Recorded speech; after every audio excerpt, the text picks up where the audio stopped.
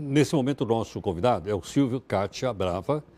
O Silvio é editor da revista Le Monde Diplomatique, que eu citei agora há pouquinho, na sua versão brasileira, ele está aqui conosco. Silvio, boa noite, muito obrigado pela participação. Caiu bem aqui a capa da revista com um belo gancho, como a gente diz aí, você sabe bem.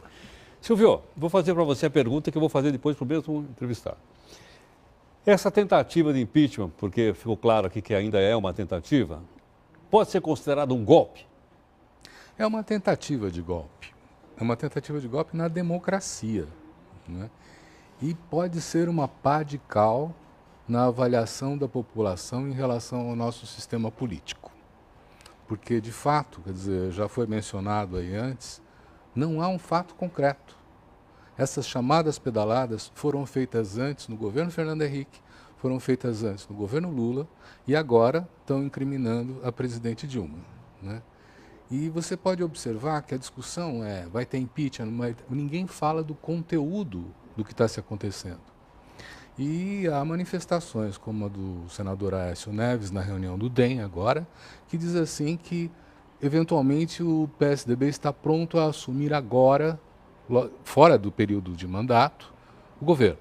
Mas como é que ele poderia assumir? É essa a questão, eu também faria essa Porque pergunta. não está mas escrito ele disse isso, né? Quer dizer, o que nós estamos assistindo é uma coisa que tem duas vertentes, se você me permite. Claro. Né? Quer dizer, claro. Uma delas começa em 2011, quando, para enfrentar a crise de 2008 financeira, né, a presidente Dilma manda baixar a taxa Selic, que é aquela que remunera os juros da dívida pública, e manda baixar, através da Caixa e do Banco do Brasil, os juros ao consumidor.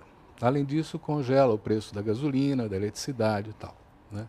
Para você ter uma ideia, os bancos públicos, ao baixarem esses juros, ganharam no mercado o tamanho de um Bradesco. Os bancos públicos passaram a ter 55% desse mercado de crédito ao consumidor. Anos atrás tinham 35%. Isso é intolerável para o sistema financeiro privado, né?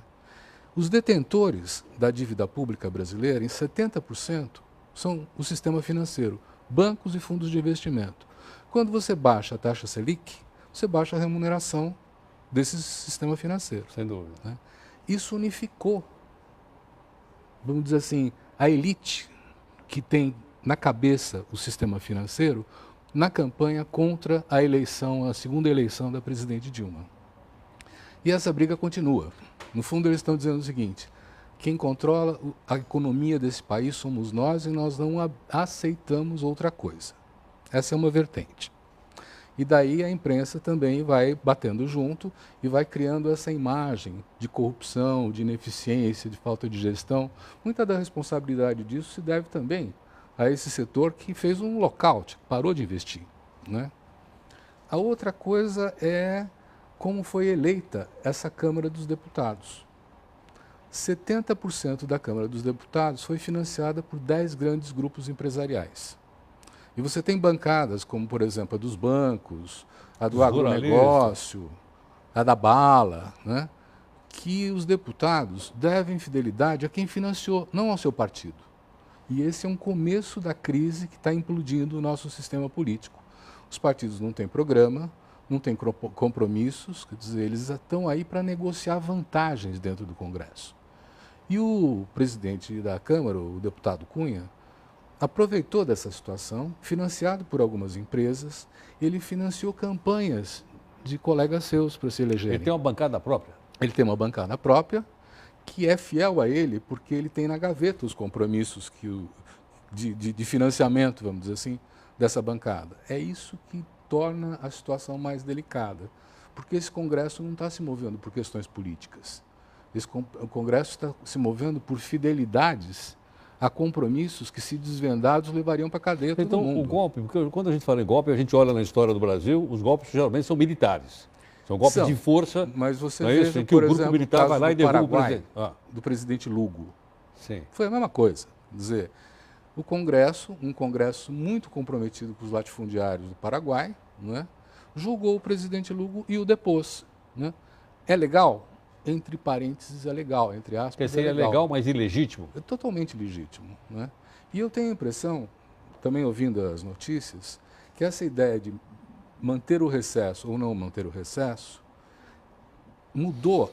O PSDB, o PMDB, inclusive, mudaram de posição agora, porque viram que há uma defesa da democracia em manifestações importantes.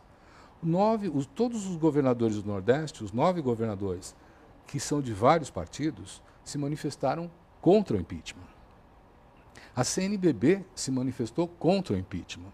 E nós estamos vendo a sociedade começar a se mobilizar dizendo assim, nós não aceitamos um golpe na nossa democracia. Então a ideia de, então ponho o recesso de novo, né, é uma avaliação da oposição de que ela não está tão confortável quanto imaginava estar. Sim. Silvio, vamos ouvir o que o nosso telespectador internauta gostaria de que você comentasse, tudo bem? Não. Pois não, Bárbara. Boa noite, Silvio. O Cairo Oliveira, de Belo Horizonte, Minas Gerais, pergunta se a imprensa internacional enxerga o pedido de impeachment como ele pergunta se a imprensa acredita que ficará inscrito na história como um gesto de retaliação e de vingança do presidente da Câmara, Eduardo Cunha. Pode ser, né? De fato, o presidente Eduardo Cunha, né, ele está lançando mão de todos os recursos para sobreviver politicamente. E não é difícil imaginar que, em curto prazo, ele seja preso, porque ele é um criminoso. E estão comprovadas as transações, as contas no exterior, o recebimento agora, que está sendo dito, de 45 milhões do BTG, do né? BTG. Quer dizer, como é que nós podemos ter um presidente do Congresso, da Câmara dos Deputados, com essa ficha? Realmente é uma coisa realmente complicada, muito complicada para a democracia, como você disse. Agora, Silvio, você explicou bem essa questão dos bancos. Aliás, eu li um artigo que você escreveu mais ou menos nessa linha aqui na revista. Agora, ainda assim, a presidente vai lá e coloca um representante dos bancos para ser o seu ministro da Fazenda? Eu fiz parte de um grupo que fez um estudo sobre a situação do Brasil, né, em 2014, logo depois da posse da presidente, né, onde a gente avaliou que o Brasil ia muito bem. Quer dizer, os indicadores internos, pleno emprego, estavam bons, e se comparados com outros países que você pode comparar, né, Índia e tal, quer dizer, o Brasil não estava mal. Quer dizer, nós não estávamos, naquele momento, em uma crise econômica. O que houve foi um terrorismo da parte dos analistas neoliberais, que acabou, eu acho, convencendo um pouco o governo da gravidade de uma situação que não era assim. E daí, se nós tivéssemos mais 2 ou 3 pontos de inflação acima, não é? Isso era possível manejar. Né? Essa CPMF que está sendo discutida agora, naquela altura, era o dinheiro necessário para cobrir os rombos.